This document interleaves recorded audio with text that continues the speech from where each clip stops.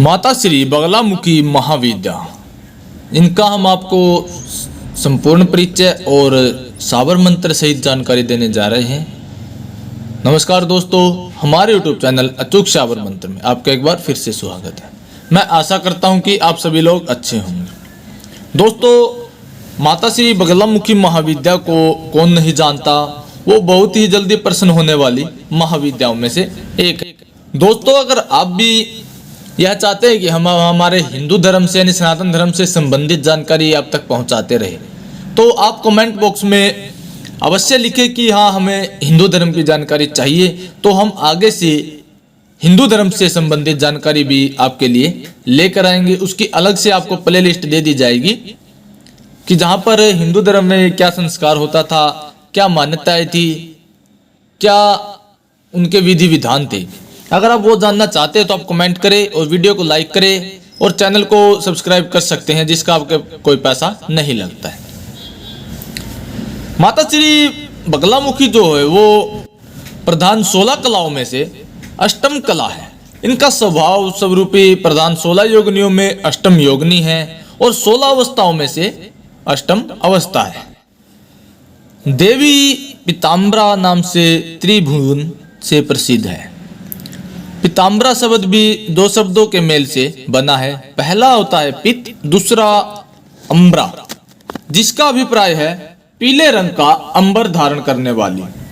देवी को पीले रंग अत्यंत प्रिय है। देवी पीले रंग के वस्त्र इत्यादि धारण करती है, पीले फूलों की माला धारण करती है और पीले रंग से देवी का घनिष्ठ संबंध है।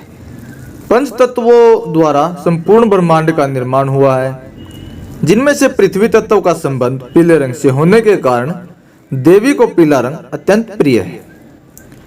स्वतंत्र तंत्र के अनुसार सतयुग में इस चराचर जगत को नष्ट करने वाला भयानक वातोक्षम यानी कि तूफान घोर अंधी आया, जिसके कारण समस्त प्राणी तथा स्थूल तत्वों के अस्तित्व पर संकट गहरा रहा था। सभी काल का ग्रास बनने जा रहे थे। संपूर्ण जगत पर संकट आया हुआ देखकर जगत के पालनकर्ता श्री हरि भगवान विष्णु अत्यंत चिंतित हो गए तथा भगवान शिव के पास गए और उपस्थित समस्या के निवारण हेतु कोई उपाय पूछा। भगवान शिव ने उन्हें बताया कि शक्ति के अतिरिक्त कोई भी इस समस्या का समाधान करने में सक्षम नहीं है। तदंतर भगवान विष्णु सौराष्ट्र प्रांत में गए तथा हरिद्रा सरोवर के समीप जाकर अपनी सहायतार्थ देवी श्री विद्या महात्रिपुर सुंदरी को प्रसन्न करने हेतु तप करने लगे। उस समय देवी श्री विद्या सौराष्ट्र के एक हरिद्रा सरोवर में वास करती थी। भगवान विष्णु के तप से संतुष्ट हो श्री विद्या महात्रिपुर सुंदरी बगलामुखी स्वरूप में उनके सन्मुख अवतरित हुई, जो पीत वर्ण से युक्त थी तथा उनके तप साधना करने का कारण ज्ञात किया। भगवान विष्णु द्वारा निवेदन करने पर देवी बगलामुखी तुरंत ही अपनी शक्तियों का प्रयोग कर विनाशकारी तूफान या महाप्रलय को शांत किया। ये कहते हैं तो स्तंभित किया। इस प्रकार उन्होंने संपूर्ण जगत की रक्षा की। वैशाख शुक्ल अष्टमी के दिन देवी बगलामुखी का प्रादुर्भाव हुआ था।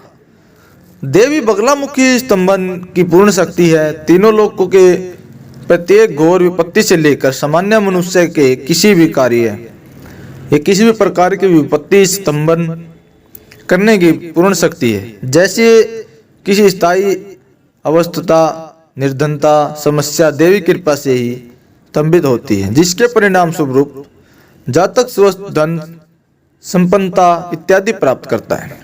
देवी अपने भक्तों के शत्रुओं के पद तथा बुद्धि भ्रष्ट कर उन्हें हर प्रकार से सुरक्षा प्रदान करती है।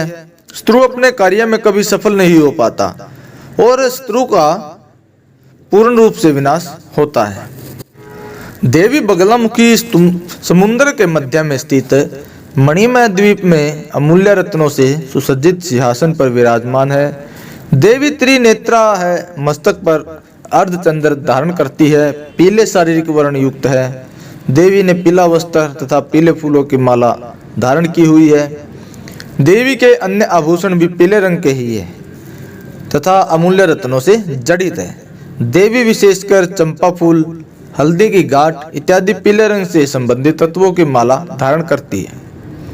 देवी एक युवती के जैसी शारीरिक गठन वाली है, देखने में मनोहर तथा मंद मुस्कान वाली है। देवी ने अपने बाएं हाथ में शत्रु तथा दैत्य की जिहा को पकड़कर खींचा हो रखा है और दाएं हाथ से गदा उठाए हुए है, जिससे शत्रु अत्यंत भयभीत हो रहा है। कई स्थानों में देवी ने मृत शरीर पर यह शव को अपना आसन बना रखा है तथा शव पर ही आरूढ़ है और दैत्य शत्रु के जिहाव को पकड़ रखा है। देवी वचन या बोलचाल में गलतियों तथा अशुद्धियों को निकल कर सही करती है। बगलामुखी स्त्रोत के अनुसार देवी समस्त प्रकार के स्तंभन कार्य हेतु प्रयोग में लाई जाती है। जैसे अगर शत्रुवादी हो तो गूंगा, छत्रपति हो तो रंक, दावानल या भीषण अग्निकांड शांत करने हेतु, क्रोधी या क्रोध शांत करने हेतु, धावक को लंगड़ा बनाने हेतु, सर्वज्ञाता को जड़ बनाने हेतु, गर्भयुक्त के गर्भ भंजन करने हेतु, तीव्र वर्षा या भीषण अग्निकांड हो। देवी का साधक बड़ी ही सरलता से समस्त प्रकार के विपत्तियों का स्तंभन कर सकता है। बामा खेपा ने अपने माता के शरदक्रम के त्रिवृत्ति का स्तंभन किया था। साथ ही उग्र विघ्नों को शांत करने वाली, दरिद्रता का नाश करने वाली, भूपतियों के गर्व का दमन, मृग जैसे चंचल चित्त वालों के चित्त का भी आकर्षण करने वाली, मृत्यु का भी मरण करने में समर्थ है देवी बगलामुखी। भारत में मां बगलामुखी के 3 ही प्रमुख ऐतिहासिक मंदिर माने गए हैं, जो दतिया मध्य प्रदेश, कांगड़ा हिमाचल तथा नलखेड़ा जिला शाजापुर मध्य प्रदेश में है। तीनों का अपना अलग अलग महत्व है। माता के मुख्य नाम बगलामुखी और इनके अन्य नाम पीताम्बरा, श्री बगला। इनके भैरव जो है मृत्युंजय है। तिथि वैशाख शुक्ल अष्टमी। कुल इनका श्री कुल है। दिशा इनकी पश्चिम है। स्वभाव इनका सौम्य उग्र है। कार्य सर्व प्रकार स्तंभन शक्ति प्राप्ति हेतु, शत्रु विपत्ति निर्धनता नाश तथा कचहरी कोर्ट में विजय पाने हेतु। शारीरिक वर्ण इनका पीला है। बात करते हैं शावर मंत्र की। शावर मंत्र माता का इस प्रकार है। सत नमो आदेश। गुरु जी को आदेश। ओम गुरु जी। ओम सो सुता समुंदर टापू, टापू में थापा सिंहासन पीला। सिंहासन पीले ऊपर कौन बसे? सिंहासन पीला ऊपर बगलामुखी बसे। बगलामुखी के कौन संगी कौन साथ? कच्ची बच्ची काक कुतिया स्वान चिड़िया। ओम बगला बाला हाथ मुदगर मार। शत्रु हृदय पर सवार। तिसकी जिहा खींचे बाला। बगलामुखी मरणी करनी उच्चाटन धरनी। अनंत कोट सिद्धों ने मानी। ओम बगलामुखी रमे ब्रह्मांडी। मंडे चंदसूर फिरे खंडे खंडे। बाला बगलामुखी नमो नमस्कार। इतना बगलामुखी जाप संपूर्ण भया। श्री नाथ जी गुरु जी को आदेश आदेश।